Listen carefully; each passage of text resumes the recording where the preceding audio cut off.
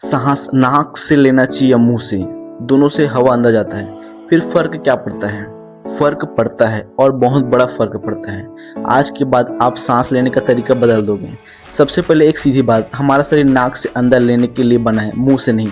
मुंह खाने और बोलने के लिए है, नाक सांस लेने के लिए। अगर भगवान या प्रकृति चाहता है तो हम मुंह से सांस ले, तो नाक में इतने सारे ट्रिकी सिस्टम क्यों बनाता है? नाक सिर्फ एक छेद नहीं, यह एक पूरा एयर फिल्ट्रेशन सिस्टम है। जब आप नाक से सांस लेते हैं तो हवा फिल्टर होता है, यानी धूल कीटाणु रुक जाते हैं।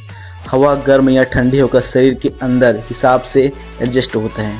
हवा में नमी जुड़ता है, नाइट्रिक ऑक्साइड नाम की गैस बनती है जो फेफड़े के ज़्यादा ऑक्सीजन लेने में मदद करता है। मुंह से सांस लेने पर ये फ़ायदे गायब हो जाते हैं, यानी आप बिना फिल्टर की हवा सीधे फेफड़े में भेज देते हो। अगर आप मुंह में सांस लेते हैं तो मुंह सूखता है, बदबू आता है, दांत जल्दी खराब होते हैं, गला जल्दी खराब होता है, खर्राटे बढ़ते हैं, नींद की क्वालिटी गिरती, और बच्चों में तो और भी खतरनाक। ज़्यादातर मुंह में सांस लेने से चेहरे की हड्डियों का विकास बदल जाता है। जबड़ा छोटा, दांत टेढ़ा, चेहरा लंबा दिख जाता है। यह मजाक नहीं, यह मेडिकल रिसर्च में साबित हो चुका है। कई लोग दिन में नाक से सांस लेते हैं लेकिन रात में सोते समय मुंह खुला रखते हैं।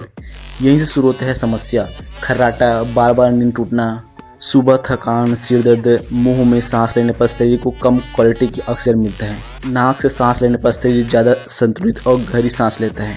अब सवाल यह है कि दौड़ते समय क्या करें? जब हम तेज भागते हैं तो शरीर ज़्यादा ऑक्सीजन मांगता है।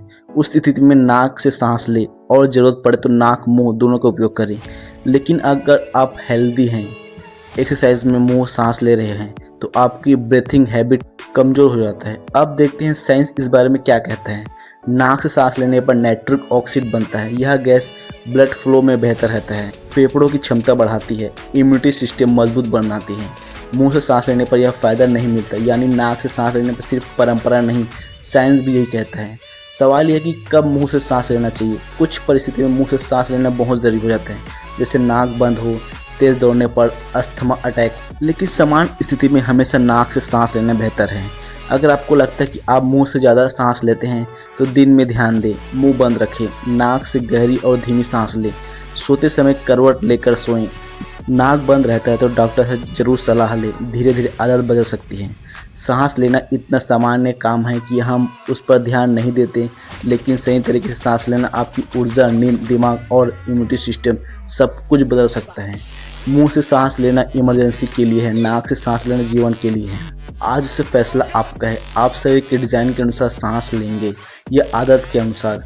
अगर आपको आज कुछ नया सीखने को मिला तो कमेंट में लिखिए आप ज़्यादा सांस नाक से लेते हैं या मुंह से। और ऐसे ही साइंस से रहस्यों के लिए फैक्ट 3 चैनल को सब्सक्राइब करना मत भूलिए।